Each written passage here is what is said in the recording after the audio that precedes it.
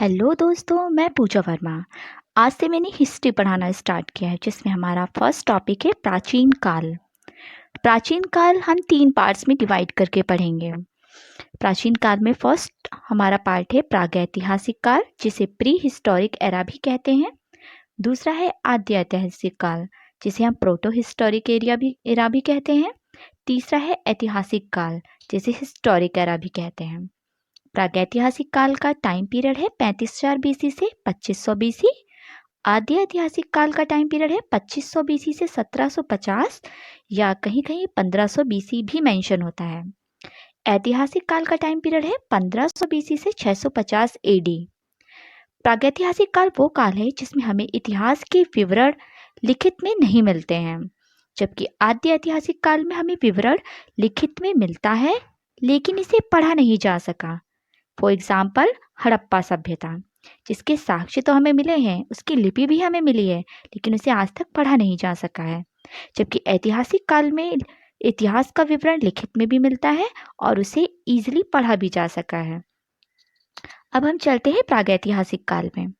प्रागैतिहासिक काल में हम रखते हैं पाषाण काल को। पत्थर के यूजेस की वजह से इस काल को पाषाण काल का नाम दिया गया है। हम पाषाण काल को 3 पार्ट्स में डिवाइड करेंगे, जिसमें फर्स्ट है हमारा पुरा पाषाण काल। इसकी टाइम पीरियड है 35,000 बीसी से 10,000 बीसी। सेकंड है मध्य पाषाण काल। इसका टाइम पीरियड है 10,000 बीसी से 5,000 बीसी। एंड हमारा थर्ड है नव पाषाण काल। इसका टाइम पीरियड है 5,000 बीसी से 2500 बीसी। अब हम देखते हैं पुरा पाषाण काल। पुरा पाषाण काल में मनुष्य खानाबदोश था, जंगली जानवरों का शिकार करके अपना भरण पोषण करता था, यहाँ से वहाँ शिकार के लिए भटकता रहता था। और इसी काल में उसने आग की खोज भी की। आग की खोज करने से उसे काफ़ी फायदे हुए, जिसमें जंगली जानवरों से अपनी जान बचाना इजी हुआ। साथ ही वो मांस को भून के खाने लगा और भुना हुआ मांस प्रिजर्व करना इजी होता था बजाय कि कच्चे माल के। तो जिस टाइम पर वो शिकार नहीं कर पाता था, उस टाइम पे वो अपनी भूख मिटा सकता था इस प्रिजर्व किए हुए मांस से। हम देखते हैं मध्य पाषाण काल। मध्य पाषाण काल में मनुष्य ने पशुपालन करना शुरू कर दिया था और उसने जानवरों को पालना भी शुरू किया। और पालतू पशुओं में सबसे पहला पशु था कुत्ता। कुत्ते को सबसे पहले पालतू पशु बनाया गया। और पशुपालन के साक्ष्य हमें आदमगढ़ मध्य प्रदेश, बागौर राजस्थान से मिलते हैं। मध्य पाषाण काल के जो औजार थे वो पुरा पाषाण काल के औजारों से काफी छोटे थे।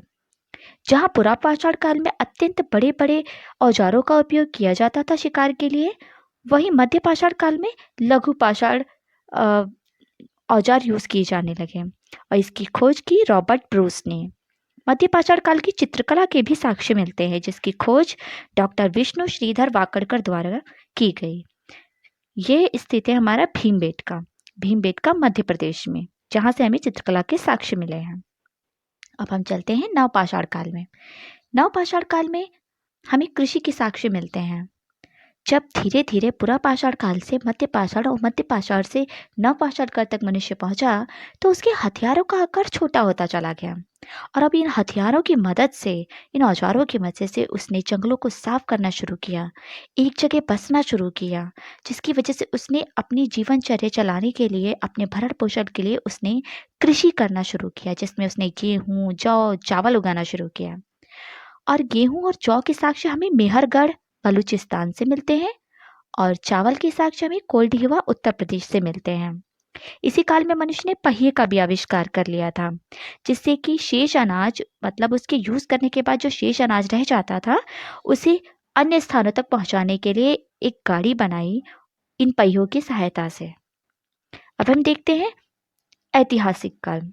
ऐतिहासिक काल में हमने बताया, जैसे कि अभी आपको, किसमें लिखित साक्ष्य भी मिले हैं और इसे पढ़ा भी गया है। 647 ईस्वी में जब हर्षवर्धन की मृत्यु हो जाती है, तो उसी के साथ में ये काल समाप्त हो जाता है और मध्यकाल शुरू हो जाता है। अब हम यहाँ देखेंगे नोट में हम देखते हैं सबसे पहला औजार, जो कि कुल्हाड़ी था, जिसे हैंडेक्स भी कहते हैं। मनुष्य द्वारा सबसे पहले यूज किया गया धातु तांबा कहलाता है। पाषाणकालीन मनुष्य के साक्ष्य नर्मदा घाटी से मिले हैं। तो आज का टॉपिक हमारा कंप्लीट होता है। नेक्स्ट क्लास हमारी कल होगी, जिसमें हमारा नेक्स्ट टॉपिक होगा हड़प्पा सभ्यता, जिसे कांस्य युगीन सभ्यता भी कहते हैं। आशा करती हूँ आपको मेरी क्लास अच्छी लगी होगी, इन्फॉर्मेटिव लगी हो तो डेफिनेटली आप इसे लाइक करें, सब्सक्राइब करें और ज़्यादा से ज़्यादा लोगों में शेयर करें। Thank you so much sir.